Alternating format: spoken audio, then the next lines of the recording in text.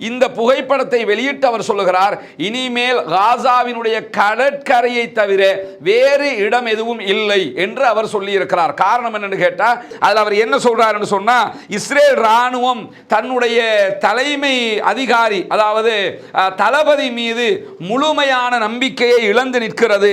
அவருடைய தகைமை, அவருடைய செயல்பாடு, அவருடைய அடுத்த கட்ட நகர்வுகள் தொடர்பாக எல்லாம் ராணுவத்தில் இருக்கக்கூடிய பல பேருக்கும் நம்பிக்கை இழந்து இருக்கிறார்கள். பாலஸ்தீனத்தினுடைய சோல்ஜர்ஸ் என்று நினைத்துக் கொண்டு என்ன பண்ணுவாங்க சொன்னா, தங்களுடைய ராணுவத்துக்கு மத்தியிலேயே அட்டாக் பண்ணி கொள்வாங்க. ஈரான் மாதிரி ஒரு நாட்டோட நம்ம போய் மோதலாமா? இது நமக்கெல்லாம் தேவையா? இந்த நேரத்தில் இப்படியான வேலை நம்ம செஞ்சா அது நல்லதா?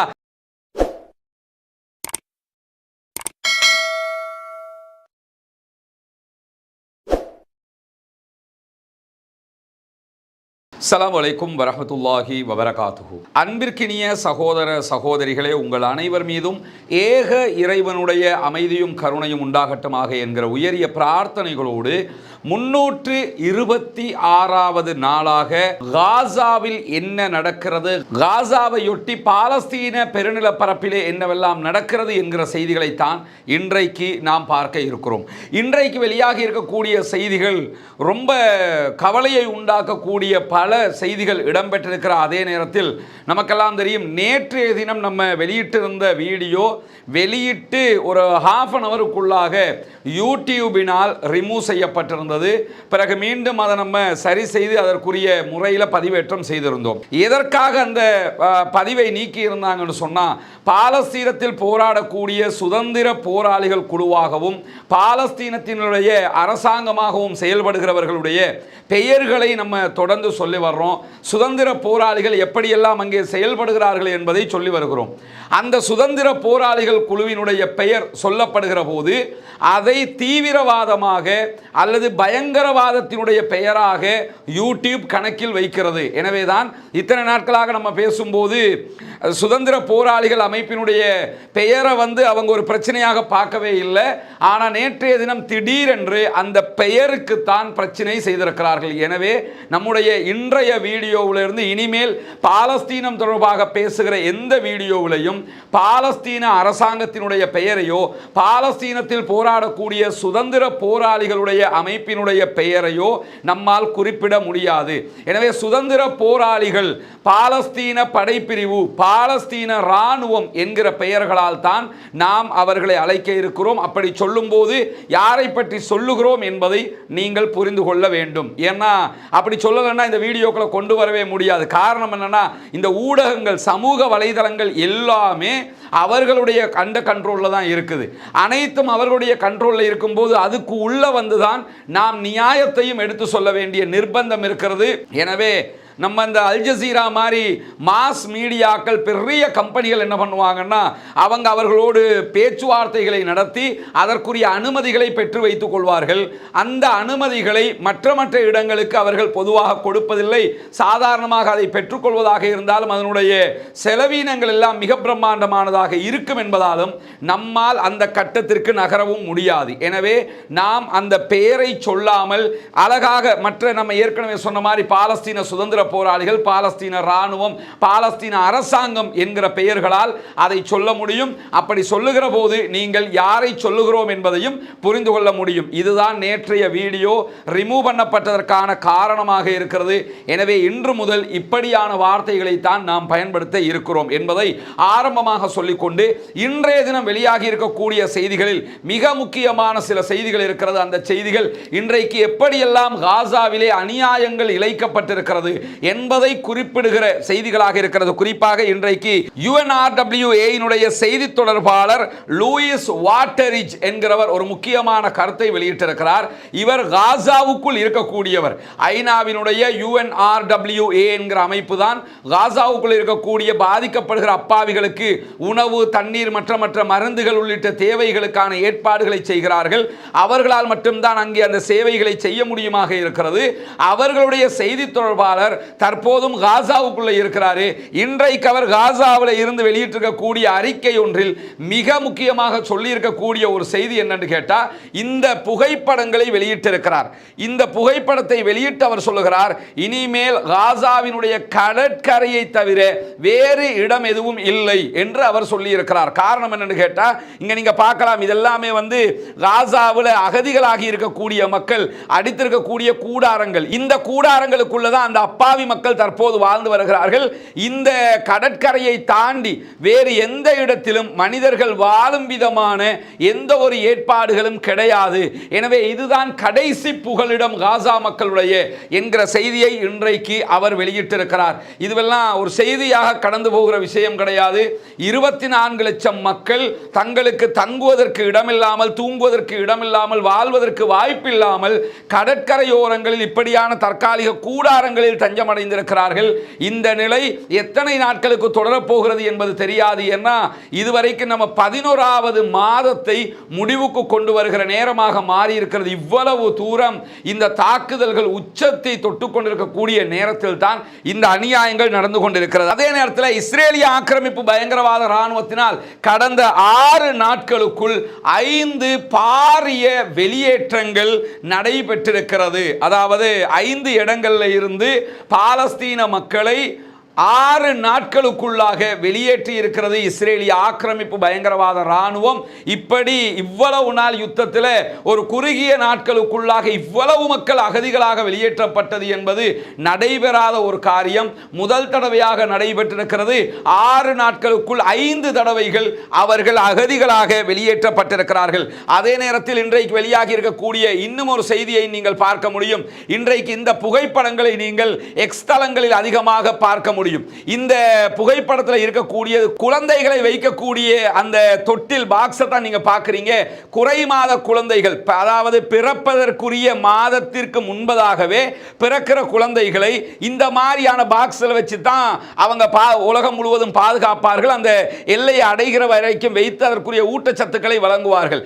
இன்றைக்கு அல்-அக்ஸா மருத்துவமனையில் இருந்த அத்தனை குழந்தைகளும் வெளியேற்றப்பட்டிருக்கிறது. வெளியேற்றப்படுகிற காட்சிகளை தான் நீங்க பார்க்குறீங்க. ஆம்புலன்ஸுக்குள்ள எடுத்து கூடிய காட்சிகள் இங்க பாத்தீங்கன்னா ஒவ்வொரு பாக்ஸுக்குள்ள 2 பிள்ளைகளை எல்லாம் போட்டு எடுத்துக்கொண்டு போகிற காட்சிகள் பதிவாகி இருக்கிறது. காரணம் என்னன்னு சொன்னா, இங்க இந்த மருத்துவமனை அமைந்திருக்கக்கூடிய வளாகத்தின் மீதும் தாக்குதல் நடத்த இருப்பதாக இஸ்ரேல் அறிவித்திருக்கிறது. எனவே அப்படி தாக்குதல் நடத்தப்பட்டால் இந்த குழந்தைகளும் கொல்லப்பட்டு விடும் என்கிற காரணத்தினால குழந்தைகளை பாதுகாக்கும் விதமாக இன்றைக்கு அந்த குழந்தைகள் வெளியேற்றப்பட்டிருக்கிறார்கள் என்கிற செய்திகள் வெளியாகி இருக்கிற அதே நேரம் இன்றைக்கு வெஸ்ட் பேங்க் பகுதிகளில் இருக்கக்கூடிய துல்கரேம் என்கிற பகுதிகளிலும் இஸ்ரேலிய ஆக்கிரமிப்பு பயங்கரவாத இராணுவம் பாரிய தாக்குதல்களை நடத்தி இருக்கிற அதே நேரம் நூர் ஷம்ஸ் என்கிற அகதிகள் முகாம் மீதும் இன்றைக்கு நடத்திய தாக்குதல்களில் 5 பேர் கொல்லப்பட்டிருக்கிறார்கள். அதே போன்று காசா, சென்ட்ரல் காசா பகுதிகளில் நடத்தப்பட்டிருக்கிற தாக்குதல்களில் இதுவரைக்கும் 9 பாலஸ்தீனியர்கள் கொல்லப்பட்டிருக்கிறார்கள், ஷஹீதாகி இருக்கிறார்கள். அதே நேரத்தில் கடந்த 24 மணி நேரத்துக்குள்ளே 41 அப்பாவிகள் கொல்லப்பட்டு ஷஹீதாக்கப்பட்டு 113 பேர் காயமடைந்திருக்கிறார்கள், உடல் அவயவங்களை இழந்திருக்கிறார்கள் என்கிற கவலைக்குரிய செய்திகளும் இன்றைக்கு வெளியாகி இருக்கிறது. இந்த நேரத்தில் தான் சற்று முன்னால் வெளியாகி இருக்கக்கூடிய ஒரு செய்தி தான், பாலஸ்தீன சுதந்திர அமைப்பினுடைய கட்டுப்பாட்டில் வைக்கப்பட்டிருந்த, சிறை வைக்கப்பட்டிருந்த பணைய கைதிகளாக இருந்தவர்களில் ஒருவரை தாங்கள் மீட்டிருக்கிறோம் என்கிற ஒரு செய்தியை சற்று முன்னால் IDF என்கிற இஸ்ரேலி டிஃபென்ஸ் போர்சஸ் அறிவித்திருக்கிறார்கள். இந்த ஒருவர் மீட்கப்பட்ட செய்தி என்பது உண்மைதானா, அதனுடைய உண்மைத்தன்மை என்ன, அது பற்றிய முழு விவரங்களையும் அங்கிருக்கக்கூடிய சுதந்திர போராளிகளோ அல்லது பாலஸ்தீனத்தினுடைய அரசாங்கமோ இதுவரைக்கும் உறுதிப்படுத்தவில்லை. அவர்கள் உறுதிப்படுத்துகிற போதுதான் அது தொடர்பான செய்திகளை நாம் சொல்ல முடியும். ஆனால் இப்படி ஒரு செய்தி வந்திருக்கிறது என்பதை இன்றைக்கு அல் ஜசீராவும் செய்தியாக வெளியிட்டிருப்பதை நாம் அவதானிக்க முடிகிறது. இப்படியான நேரத்தில் தான் இன்றைக்கு இஸ்ரேலுடைய ஓய்வு பெற்ற ஜெனரலாக இருக்கக்கூடிய ஜெனரல் இட்சாக் பிரிக் என்பவர் மேரிவ் செய்தித்தாளுக்கு ஒரு முக்கியமான பேட்டியை வழங்கி இருக்கிறார். அந்த பேட்டியில இஸ்ரேல் ராணுவத்தினுடைய லட்சணம் என்ன என்கிறத பத்தி எல்லாம் அவர் பேசியிருக்கிறாரு. அதில் அவர் என்ன சொல்றாருன்னு சொன்னா, இஸ்ரேல் ராணுவம் தன்னுடைய தலைமை அதிகாரி அதாவது தளபதி மீது முழுமையான நம்பிக்கையை இழந்து நிற்கிறது. அவருடைய தகைமை, அவருடைய செயல்பாடு, அவருடைய அடுத்த கட்ட நகர்வுகள் தொடர்பாக எல்லாம் ராணுவத்தில் இருக்கக்கூடிய பல பேருக்கும் நம்பிக்கை இழந்து இருக்கிறார்கள். எனவே அடுத்த கட்ட நகர்வுகள் சாதாரணமாக இருக்க போவதில்லை. ராணுவம் ஒத்துழைக்குமா என்பதே கேள்விக்குறியாகி இருக்கிறது என்கிற செய்திகளை அவர் வெளியிட்டிருப்பது மட்டுமல்லாமல் இதற்கான காரணமாக என்ன சொல்றாங்கன்னு சொன்னா, இஸ்ரேலிய ராணுவம் கன்னி வெடிகளில் பாரிய அளவில் சிக்கி தவித்துக் கொண்டிருக்கிறது. தினம்தோறும் மரணத்தை சம்பவிக்கிறது. தினம்தோறும் அவர்கள் உடல் உறுப்புகளை இழந்து கொண்டு வருகிறார்கள். இப்படியான நேரத்தில் எந்த ஒரு திட்டமிடலும் இல்லாமல் ராணுவத்தை பலி கொடுக்கும் விதமாக ராணுவ தளபதி காசாவுக்குள் அனுப்பி கொண்டிருக்கிறார். அதே போன்று ஏவுகணை தாக்குதல்களால் அவர்கள் பாரிய அளவில் பாதிக்கப்பட்டுக் கொண்டிருக்கிறார்கள். எல்லாவற்றுக்கும் மேலாக நட்பு ரீதியிலான துப்பாக்கி சூட்டினால் ஏராளமான இஸ்ரேலிய ராணுவத்தை சேர்ந்தவர்கள் கொல்லப்படுகிறார்கள். இதை தடுப்பதற்கு என்ன வழி இருக்கிறது என்பது ராணுவ தளபதிக்கு தெரியாமல் இருக்கிறது என்று பாரிய ஒரு குற்றச்சாட்டை முன்வைத்திருக்கிறார். நட்பு ரீதியிலான துப்பாக்கி சூடு, ஃப்ரெண்ட்ஷிப் அட்டாக் என்று சொல்லுவாங்க. அப்படின்னா என்ன புரிஞ்சுக்கிறோம்னா, ரெண்டு பேரும் கூட்டாளிமா, ரெண்டு பேர் ஜாலியா சுட்டுக்குருவாங்க போல அப்படின்னு மாதிரி நினைச்சிடாதீங்க. காசாவில் இருக்கக்கூடிய பாலஸ்தீன ராணுவம் என்று நினைத்து கொண்டு, பாலஸ்தீனத்தினுடைய சோல்ஜர்ஸ் என்று நினைத்து கொண்டு என்ன பண்ணுவாங்க சொன்னா, தங்களுடைய ராணுவத்துக்கு மத்தியிலேயே அட்டாக் பண்ணி கொள்வாங்க. அந்த அளவுக்கு மூளை மங்கி போயிடும். அந்த அழுத்தம் கூடி போய் என்ன பண்ணுவாங்கன்னு சொன்னா, பார்க்கிறவன் எல்லாமே வந்து அங்க இருக்கக்கூடிய சுதந்திர போராளிகள் மாதிரி அவங்களுக்கு தெரிய ஆரம்பிச்சிடும். அதனால தன்னுடைய ராணுவத்தின் மீதே, தன்னுடைய ராணுவத்தின் பிரிதொரு பிரிவினர் எப்பொழுதும் தாக்குதல் நடத்துவதும் இப்படியாக பல பேர் கொல்லப்படுவதுமாக காசாவுக்குள் ஒரு நிலை ஏற்பட்டிருக்கிறது. எனவே இதற்கெல்லாம் காரணம் இஸ்ரேலிய ராணுவ தளபதி தான் என்று முன்னாள் ஜெனரல் பகிரங்கமாக இன்றைக்கு ஒரு அறிக்கையை வெளியிட்டிருக்கிறார். அதே நேரத்தில் இஸ்ரேலிய ராணுவம் பாலஸ்தீனத்தினுடைய ராணுவம் பாலஸ்தீனத்தினுடைய சுதந்திர போராளிகளுடைய மரணங்கள் தொடர்பாக வெளியிடுகிற தகவல்கள் ஊதி பெரிதாக்கப்பட்ட தகவல்கள் என்று அவர் இன்றைக்கு வெளிப்படையாகவே சொல்லி இருக்கிறார். 10 பேர் மௌத்தா போனாங்கன்னா 100 பேரை கொண்டுட்டோம் இந்த மாதிரி காட்டுறாங்க. 15 பேரை கொண்டுட்டோம்னு சொல்லி சொன்னால் நாங்கள் 20,000 பேரை கொண்டுட்டோம் இந்த மாதிரி காட்டுறாங்க. இந்த மாதிரியான செய்திகள் எல்லாம் ஊதி பெரிதாக்குகிற செய்திகள் அப்படின்னு சொல்லிட்டு என்ன செய்யறாருன்னு கேட்டால், இப்படி சொல்லிவிட்டு கடைசியாக அந்த பேட்டியில் அவர் இட்சாக் பிரிக் என்ன சொல்றாருன்னு சொன்னால், இஸ்ரேலுடைய தற்போதைய ராணுவ தளபதி இஸ்ரேலிய ராணுவத்தை 2ஆக உடைத்து விட்டார். அவர் மீது ராணுவம் நம்பிக்கை இழந்து விட்டது. எந்த ஒரு திட்டமிடலும் இல்லாமல் பயணித்துக் கொண்டிருக்கிறார்கள் என்கிற செய்தியையும் இன்றைக்கு அவர் வெளியிட்டிருப்பதை நாம் பார்க்க முடியும். அதே நேரத்தில் இன்றைய தினம் இன்னும் ஒரு முக்கியமான இஸ்ரேலுடைய தற்போதைய ஜெனரல் வெளியிட்டிருக்கக்கூடிய மேஜர் ஜெனரல் இஸ்ரேலி ஜிவ் இன்றைக்கு வெளியிட்டிருக்கக்கூடிய ஒரு செய்தியையும் பத்திரிகைகள் தலைப்புச் செய்தியாக ஆக்கியிருக்கிறது. அதில் அவங்க என்ன சொல்றாருன்னு சொன்னா, நீங்க ஈரானுடனான யுத்தத்தை இப்பொழுது ஆரம்பிக்கவே கூடாது. ஈரானோடு நீங்கள் சண்டைக்கு போகவே கூடாது. ஈரானோடு சண்டைக்கு போனீங்கன்னா கண்டிப்பாக காசாவில் நம்ம மீய மாட்டோம். அதை புரிஞ்சுக்கிறீங்கன்னு சொல்லியிருக்கிறாரு. எந்த அளவுக்குன்னு சொன்னா, கிட்டத்தட்ட 1 வருடமாக நாம் காசாவிலே சண்டையிட்டுக் கொண்டிருக்கிறோம், காசாவிலே போராடி கொண்டிருக்கிறோம். ஆனாலும் இன்றைக்கு அவர் வெளியிட்டிருக்கக்கூடிய செய்தி அல் ஜசீராவும் வெளியிட்டிருக்கிறாங்க. அதில் அவர் சொல்றாரு, ஆல்மோஸ்ட் நம்ம வந்து 1 இயராக காசாவுக்குள்ள போராடிக்கிட்டு இருக்கிறோம், சண்டையிட்டுக்கிட்டு இருக்கிறோம். ஆனால் அங்கிருக்கக்கூடிய ஒரு ஸ்மால் சிறிய படைப்பிரிவை கூட நம்மால் மொத்தமாக டிஃபீட் பண்ண முடியாமல் இருக்கிறது, அழிக்க முடியாமல் இருக்கிறது. எனவே இப்படியான ஒரு நேரத்தில் நாம ஈரானோடு போய் மோதுறது நமக்கு பாரிய தோல்வியை தந்துவிடும். தெளிவாக வெட்ட வெளிச்சமாக சொல்லியிருக்கிறார். இன்னும் சொல்ல போனா அந்த அறிக்கையில் அவர் என்ன சொல்றாருன்னா, இன்னும் 20,000 பாலஸ்தீன ராணுவத்தை சேர்ந்தவர்கள் மீண்டும் ரீஆர்கனைஸ் ஆகி இருக்கிறார்கள் என்கிற செய்தியையும் தனக்கு கிடைத்திருப்பதாக அவர் சொல்லி இருக்கிறார். அங்கங்க இருந்த பாலஸ்தீன சுதந்திர போராளிகள் ரீஆர்கனைஸ் ஆகி மீண்டும் அட்டாக் பண்ணுவதற்கு, தாக்குவதற்கு தயாராக இருக்கிறார்கள். எனவே பாலஸ்தீனத்தில் இருக்கக்கூடிய ஒரு சிறிய ராணுவத்தை கூட நம்மளால் அழிக்க முடியாமல் இருக்கும்போது ஈரான் மாதிரி ஒரு நாட்டோட நம்ம போய் மோதலாமா? இது நமக்கெல்லாம் தேவையா? இந்த நேரத்தில் இப்படியான வேலை நம்ம செஞ்சா அது நல்லதா? நாட்டையே பலி கொடுக்கிற மாதிரியா இல்லையா என்று சொல்லி இன்றைக்கு பெரிய பயான் ஒன்றை அவர் நடத்தி இருக்கிறாரு. மரிவ் செய்தித்தாள் இன்றைக்கு இந்த செய்திகளை வெளியிட்டிருப்பதை இன்றைக்கு நம்ம பார்க்க முடியும். இப்படியான ஒரு எச்சரிக்கை அவர்களுடைய தலைவர்களே இன்றைக்கு கொடுத்து கொண்டிருக்கக்கூடிய நேரத்தில் தான் இன்றைக்கும் காசாவுக்குள் பாரிய பதிலடி தாக்குதல்களை பாலஸ்தீனத்தினுடைய சுதந்திர போராட்ட அமைப்புகள், பாலஸ்தீனத்தினுடைய ராணுவம் இஸ்ரேலிய ஆக்கிரமிப்பு பயங்கரவாத ராணுவத்திற்கு எதிராக நடத்தி இருக்கிறார்கள். குறிப்பாக இன்றைய தினம் தரைவழி தாக்குதலை இஸ்ரேலியர்கள் நடத்திய காரணத்தினால வடக்கில் இருக்கக்கூடிய நார்த்தில் இருக்கக்கூடிய நெட்சாரிம் காரிடோர் பகுதிகளில் பாரிய தாக்குதல்களை காசாவினுடைய சுதந்திர ராணுவம், சுதந்திர போராளிகள் நடத்தி இருக்கிறார்கள். குறிப்பாக இன்றைக்கு நெட்சாரிம் பகுதிகளில் கன்னி வெடிகளும் ராக்கெட் தாக்குதல்களும் அவர்கள் நடத்தி இருப்பதாகவும் அதிலே பாலஸ்தீனத்தினுடைய தாக்குதல் காரணமாக இஸ்ரேலிய ஆக்கிரமிப்பு பயங்கரவாத ராணுவத்தைச் சேர்ந்த பல பேர் கொல்லப்பட்டிருக்கிறார்கள் என்கிற செய்திகளும் இன்றைக்கு பதிவாகி இருப்பது மட்டுமல்லாமல் தெற்கு காசா கான் யூனிஸ் பகுதிகளில் இருக்கக்கூடிய ஒரு கட்டிடத்திற்குள் பாலஸ்தீன சுதந்திர ராணுவம் மறைந்திருந்து இஸ்ரேலிய ஆக்கிரமிப்பு பயங்கரவாத ராணுவத்திற்கு எதிராக மேற்கொண்ட தாக்குதல்கள் காரணமாக பாரிய இழப்புகளை அவர்களுடைய முழு படையும் அளிக்கப்பட்டு முழுமையாக அவர்கள் பாரிய இழப்பொன்றை சந்தித்திருக்கிறார்கள்.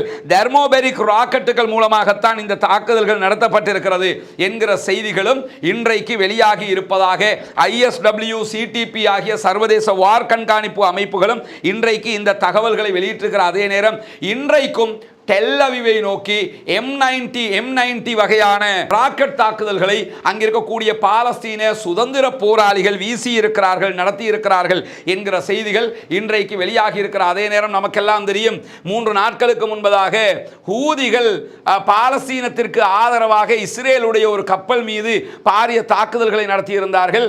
அந்த கப்பல் இன்னும் எரிந்து கொண்டே இருக்கிறது என்கிற செய்திகள் வெளியாக இருக்கு. 25ஆம் தேதி எடுக்கப்பட்ட ஒரு புகைப்படத்தை இன்றைக்கு அந்த கப்பல் கம்பெனி வெளியிட்டிருக்கிறாங்க. அதில் தங்களுடைய கப்பல் எப்படி எரிந்து கொண்டிருக்கிறது. ஏன்னா இங்கே ஏன் எரியுதுன்னு சொன்னால் இதெல்லாம் பெட்ரோல் அந்த டேங்கினுடைய வாசல்களாக இருக்கிறது. அந்த ஒவ்வொரு பகுதியும் எரிந்து தற்போது கப்பல் மூழ்கி கொண்டிருக்கிறது. கிட்டத்தட்ட பாதிக்கு மேல் கப்பல் கடலுக்குள் மூழ்கி விட்டது என்கிற செய்திகளும் இன்றைக்கு வெளியாகி இருக்கிறது. இந்த மாதிரியான நேரத்தில் தான் ஹிஸ்புல்லாக்கள் இன்றைக்கும் வடக்கு பகுதிகளில் ஒரு சிறிய அளவுக்குண்டான தாக்குதல்களை நடத்தி இருக்கிறார்கள். இன்றைக்கு பாரிய தாக்குதல்களை ஹிஸ்புல்லாக்கள் நடத்தியதாக எந்த செய்திகளும் பதிவாகவில்லை. சிறிய அளவுக்குண்டான தாக்குதல்களை நடத்தி இருக்கிற அதே நேரம் காசாவினுடைய சுதந்திர ராணுவத்தைச் சேர்ந்தவர்கள் 3 மெர்காவா டேங்குகளை அளித்திருப்பதாகவும் மேலே நம்ம சொன்ன மாதிரி 3 இடங்களில் பாரிய தாக்குதல்களை நடத்தி இருப்பதான செய்திகளும் இதுவரைக்கும் வெளியாகி இருக்கிறது. இன்றைய நாளை பொறுத்தவரையில் இருதரப்பிலும் நடந்த தாக்குதல்கள் கொஞ்சம் குறைந்திருக்கிறது. அது அந்த மக்களுக்கு ஒரு நிம்மதி பெருமூச்சை தரக்கூடியதாக இருக்கும். எனவே பாலஸ்தீனம் சுதந்திரம் பெற வேண்டும், பாலஸ்தீனம் வெற்றி அடைய வேண்டும், பாலஸ்தீன மக்கள் நிம்மதி பெருமூச்சு விட வேண்டும் என்பதுதான் நம் அனைவருடைய எதிர்பார்ப்பு, பிரார்த்தனை, ஆசை, அவாவாக இருக்கிறது. எனவே பாலஸ்தீன மக்களுக்காக இறைவனத்திலே கையேந்துங்கள். அல்லாஹ்விடத்திலே கையேந்தி அந்த மக்கள் நிம்மதி பெற வேண்டும் என்று அல்லாஹ்விடத்திலே துஆ கேட்க மறந்து விடாதீர்கள் என்கிற கோரிக்கைகளை இந்த இடத்தில் முன்வைத்தவனாக இன்றைய இந்த வீடியோவை முடித்துக் கொள்கிறோம். இன்ஷா அல்லாஹ் தொடர்ந்து வரக்கூடிய செய்திகளை உடனுக்குடன் உங்களுக்கு மத்தியிலே பகிர்ந்து கொள்ள தயாராக இருக்கிறோம். அந்த செய்திகள் வருகிற போது அவற்றை பார்த்து மக்களுக்கு மத்தியிலே பகிர்ந்து கொள்ளுமாறு வேண்டி முடித்துக் கொள்கிறேன். வாஹிர் தஅவானா அல்ஹம்துலில்லாஹி ரப்பில் ஆலமீன்.